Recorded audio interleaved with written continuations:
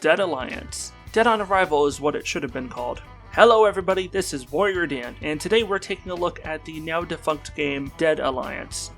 The whole PvPvE subgenre is one that I've often seen explored in recent years from both major AAA developers and smaller developers alike, and at the end of the day, it's a type of gameplay that's not really done well often.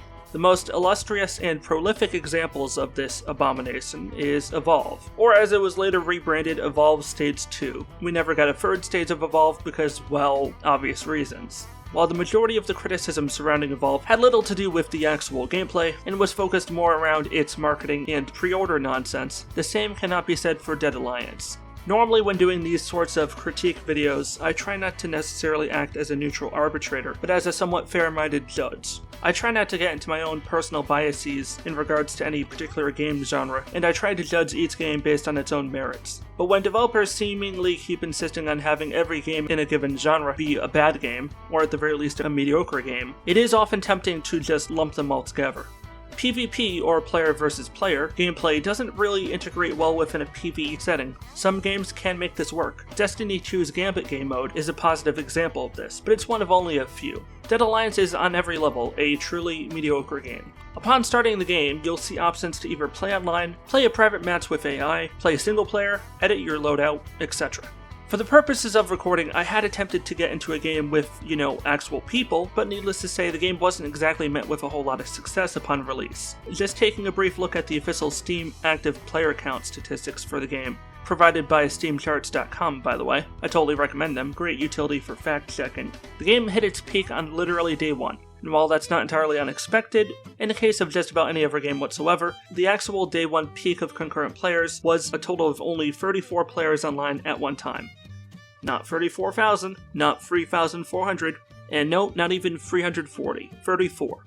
Every month following this for over 2 years now, the game has consistently leveled out within the single-digit range. It's not often I've seen a game so starkly DOA. What's interesting though is that the game itself isn't completely irredeemably awful. I'm specific about that wording because in many games the game is disgustingly bad, but many of the core gameplay tenets that hold up the foundations of the game aren't utterly without merit or creativity. Similar to Techland's games, Dead Island 1 and 2 as well as Dying Light, you have these standardized missions, with the zombies more or less serving as background obstacles and hindrances. Your goal is ultimately not to fight them, but just take out those individual ones that stand in the way of you and your immediate objective, while ignoring the rest.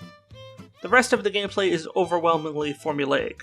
You mostly move from point A to point B to point C to point D, all the while pausing at each point to complete your typical stand-and-fight type game mode, where you have to stay within the highlighted parameters of a zone and try not to get killed by zombies. These moments are the height of tediousness, and if you fail at any point, you have to start all the way back at the beginning of the level, even if you, like me, made over half an hour's worth of progress before dying to endlessly spawning zombies. Not exactly anyone's idea of fun, I would imagine. The multiplayer is not all that much better. Dead Alliance basically imports your typical mid-2000s multiplayer game modes, and adds almost nothing new to the rotation. As loath as I am to say it, even Call of Duty innovates more than this hunk of junk. The AI bots, to say the least, are not all that great, even when you rank up their difficulty to max. The only noticeable difference is their accuracy rating. If there's one thing that ticks me off when it comes to AI design in PvP, it's when game designers get lazy with the AI implementation and, when designing difficulty scaling for bots, just decide to slap on a simple accuracy scaling setting, turning high-leveled bots into almost esports tier gods, sometimes to the point of being able to shoot a player across the entire map without missing a single shot. Other factors including environmental awareness and the ability to respond differently to changing circumstances, for instance knowing to retreat or take cover when at low health, and other smarter almost human-level instincts should really be more prominent in higher difficulty AI instead. Games like Tom Clancy's The Division do this really well, and I'm fully aware adding AI to any game can be an incredibly difficult proposition, depending on how intelligent you want to make said AI. But my point is, you can add specific basic conditional responses to improve your AI without going overkill, if you're looking to keep your budget and development time reasonably low.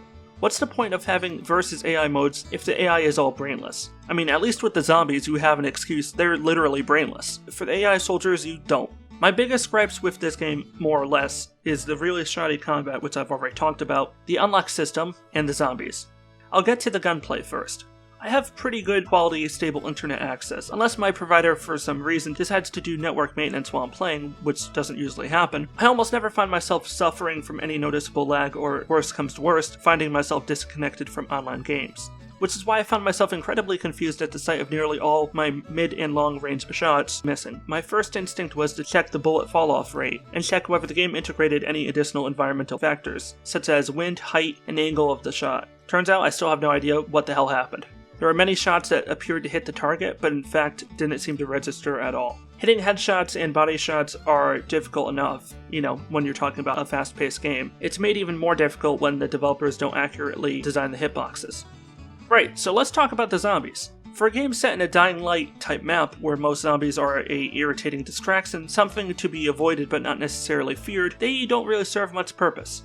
It would have been nice if the zombies and the player's interactions with said zombies was a little bit more akin to what you'd find with minions in any MOBA game. What would have been cool is if the game rewarded team efforts such as capturing a flag, securing a control point, or accomplishing some other game mode specific criteria, by implementing a system similar to the Call of Duty killstreak system, with crazy game-changing abilities thrown right into the mix. Imagine being able to either become or command a super zombie of some sort, or if your team is getting absolutely decimated by the enemy team, maybe you get some kind of rallying ability, allowing you to throw some sort of emitter grenade, attracting all zombies on the map to swarm that one point, allowing your team to potentially make a last-minute comeback.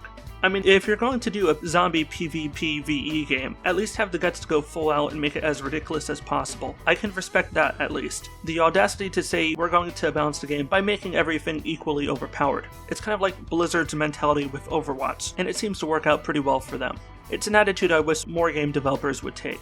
Don't introduce a somewhat original concept like PvP with zombies in the middle, and then never do anything with that. It's pointless. But that's Dead Island's biggest problem. It has the potential but never dares to reach for the stars. Bugs can be fixed. Hit detection and lag compensation can likewise be addressed. But making a game that actually stands on its own 2 feet? Not so easy. Nothing Dead Island could have done post-launch would have likely saved it.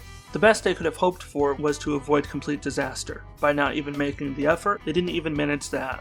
All we can hope now is that the developer learns from their mistakes, although given that they've worked on 2 games in the same year, both of which were quickly abandoned, and with work currently underway on a 3rd game coming out sometime next year, I'm not holding out too much hope. On that note, my final recommendation, I don't even know if this game is still available on Steam. I've had it in my library for quite a while. I just never got around to, reviewing it. But definitely do not buy, and even if you have it, don't play it. Just, do the metaphorical, bring it out into the backyard and shoot it. It's only somewhat above games like The Falling Sun. That's how low on the, bad meter this game is. Hope you enjoyed this video. If you did, please do give this video a like, and be sure to subscribe and opt into getting notifications so you'll be notified when a new video goes live. This is WarriorDan signing out. Stay awesome, everybody, and peace out.